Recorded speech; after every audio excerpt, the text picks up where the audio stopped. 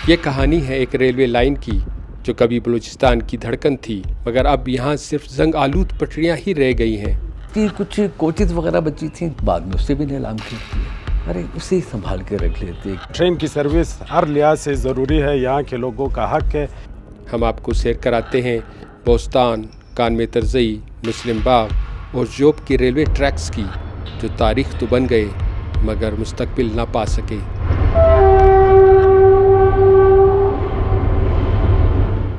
Quetta railway station के अहाते में रखा ये स्टीम इंजन महज एक पुराना ढांचा नहीं, बल्कि ये बलूचिस्तान की एक सदी पुरानी रेलवे तारीख की अलामत है। 1913 में बनने वाला ये नैरो गेज स्टीम इंजन उस मुनफरिद रेलवे निज़ाम का हिस्सा था जिसने तारीख रकम की। ये वही ट्रैक था जो कभी दुनिया की सबसे लंबी नैरो गेज लाइन कहलाता था।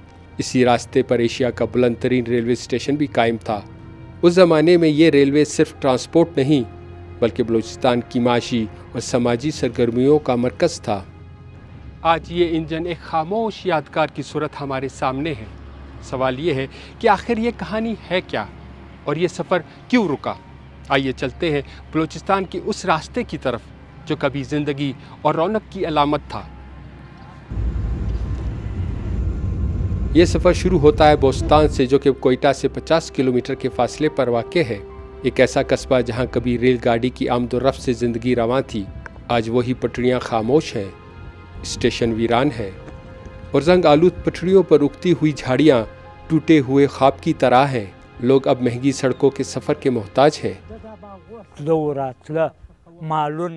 रेलगाड़ी यहाँ से आती जाती थी, हमारे लिए बहुत सहूलत थी उसमें। अब वो तमाम सहूलियात ख़त्म हो चुकी हैं।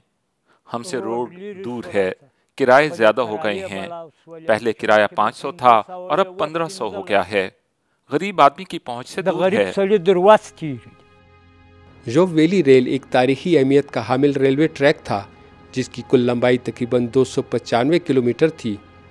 इसे उस वक्त दुनिया की सबसे लंबी नैरो गेज रेलवे लाइन माना जाता था और इस पर कुल 14 स्टेशन हुआ करते थे। ये 2 फुट 6 इंच की नैरो गेज पटड़ी थी। तंग होने के बायस पहाड़ी इलाकों में कम खर्च और ज़्यादा लचकदार तस्वर की जाती थी।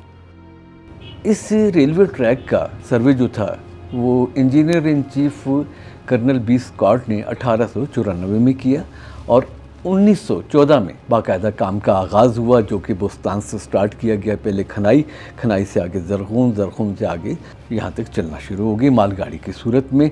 और इसमें ये था कि क्रोमाइट की तरसील होती थी। फिर बाद में इससे रेलवे ट्रैक को आगे बढ़ा दिया फोर्ट संडे मैन तक, और ये जो था 1929 में फोर्ट संडे मैन तक पैसेंजर ट्रेन चलने लगी और साथ में मालगाड़ी भी। बोस्तान से निकलते ही रास्ता पहाड़ों के पेचो खम से गुजरता है और पहुंचता है कान में तरजई।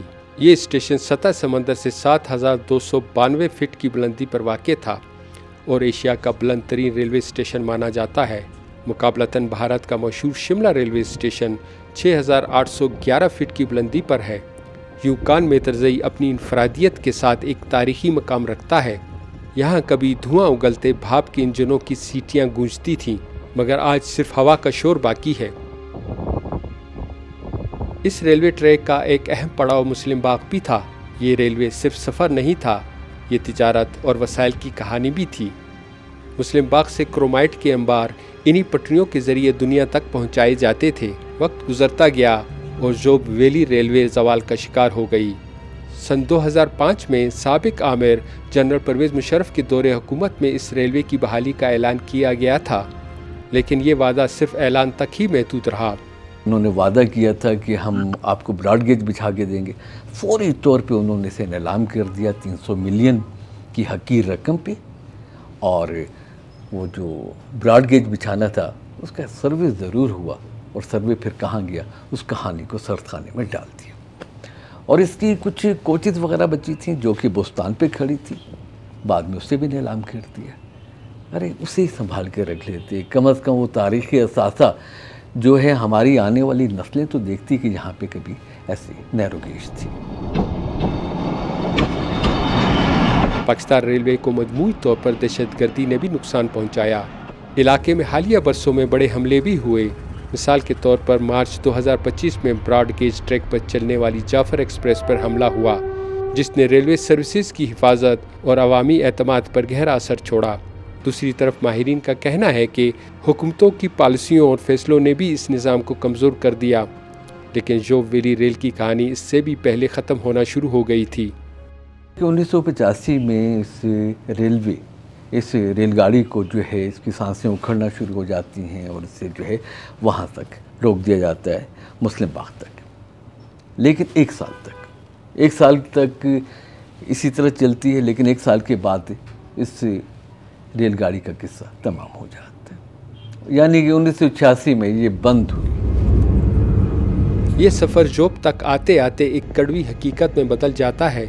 लोग आज भी ट्रैक के इंतज़ार में हैं, लेकिन इन्हें सिर्फ बाकियात मिलती हैं, सहूलत नहीं। ट्रेन की सर्विस हर लिहाज से ज़रूरी है, यहाँ के लोगों का हक है। जो हम टैक्स पेयर्स हैं तो हम टैक्स इसी मद में देते हैं कि हमें सहूलियत मुहैया की जाए, लेकिन हमें ताहाल रेलवे की सहूलत हमें मुयसर नहीं है। ये लाइन एक ज़माने में यहाँ के लोगों के लिए सफ़र और तिजारत का सबसे बड़ा सहारा था, लेकिन आज स्टेशन वीरान पड़े हैं, पटरियाँ जंग आलूद हो चुकी हैं और बेशतर ज़मीन पर गैर कानूनी तामीरात खड़ी कर दी गई हैं। ढलते सूरज के साथ यहाँ की वीरान पटरियाँ हमें ये याद दिलाती हैं कि कभी यहाँ ज़िंदगी रवां थी। सवाल ये पैदा होता है कि बलूचिस्तान का ये रेलवे निज़ाम कभी दोबारा बहाल हो पाएगा। वाहिद खान, DW उर्दू, जोब, पाकिस्तान।